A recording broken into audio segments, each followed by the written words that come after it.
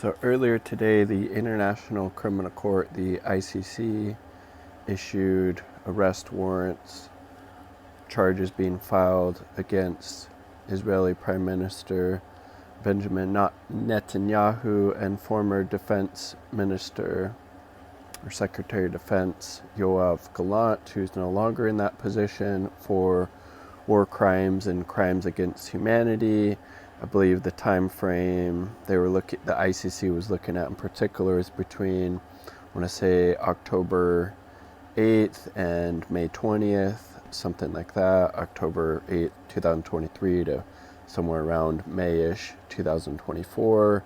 And this has to do with the deliberate starvation, attempted starvation of the Palestinian people in Gaza by Israel, and Netanyahu and Gallant in particular denying humanitarian aid, including food, into Gaza, which amounts to a crime against humanity, and then war crimes as well, particularly the targeting of hospitals in Gaza and medical personnel, and just the horrible treatment of people in general. So it's like, obviously, why did this take so long to happen when these atrocities, these crimes against humanity, these war crimes have been being perpetrated by the state of Israel, since 1948, basically, right? And obviously it's ratcheted up in different forms throughout the years, particularly after,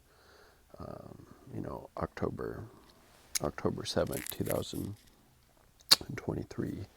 And then, so what does this mean going forward? Well, it's like 123 countries who are signatories of the Rome statutes and signing on to the kind of jurisdiction or rulings of the International Criminal Court.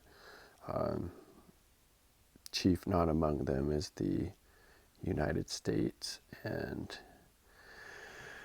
the so-called state of Israel. I guess you could say that, the so-called state of the United States as well, another settler colonial project based on ethnic cleansing and genocide of the indigenous populations, right? That applies to Israel and the United States right here, where I'm sitting in the belly of the beast.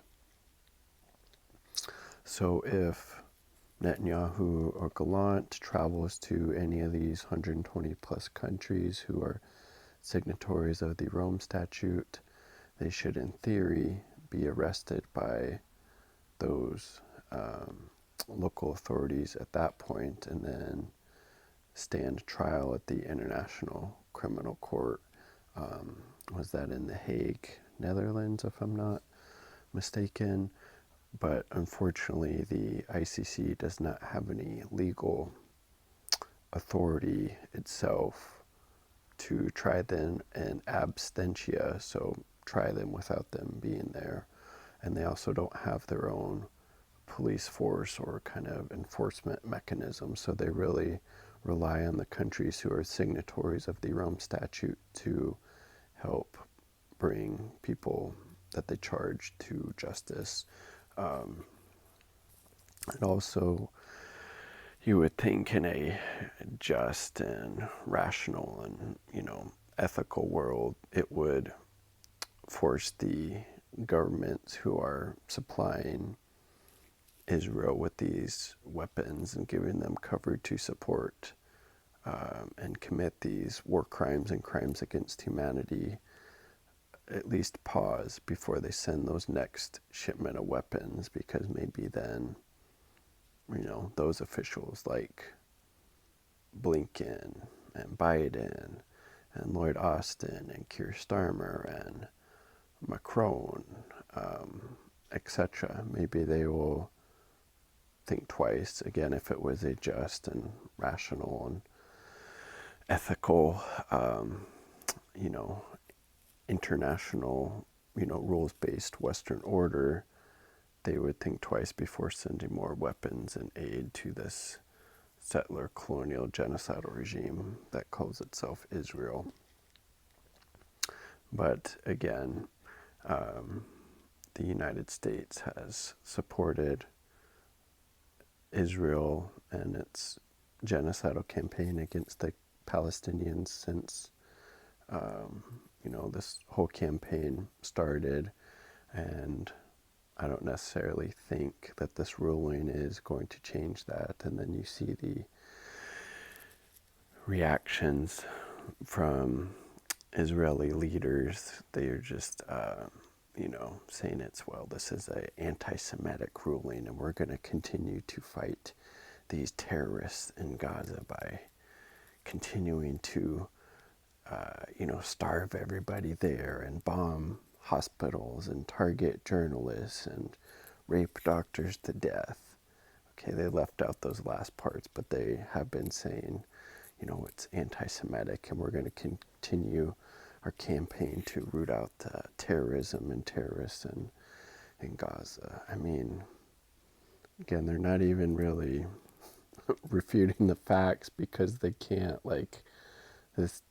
This genocide has been literally live streamed from incredibly brave journalists and just average everyday Palestinians in Gaza about just the unimaginable conditions they have been having to endure because they dared to break out of the concentration camp, and as a result, Israel has turned Gaza into a extermination camp.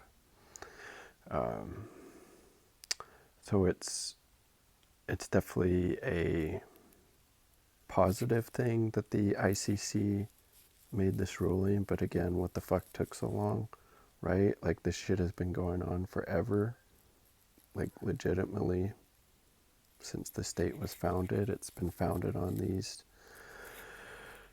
types of policies and actions against the indigenous populations, right?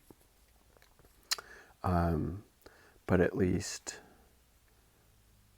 politically and at face value, it's not a positive thing for the state of Israel or for Netanyahu and Gallant in particular to be labeled as committing war crimes and crimes against humanity for the intentional starvation by limiting humanitarian aid, including food, getting into Gaza, as well as the targeting of all 36 hospitals in Gaza and the targeting of medical staff.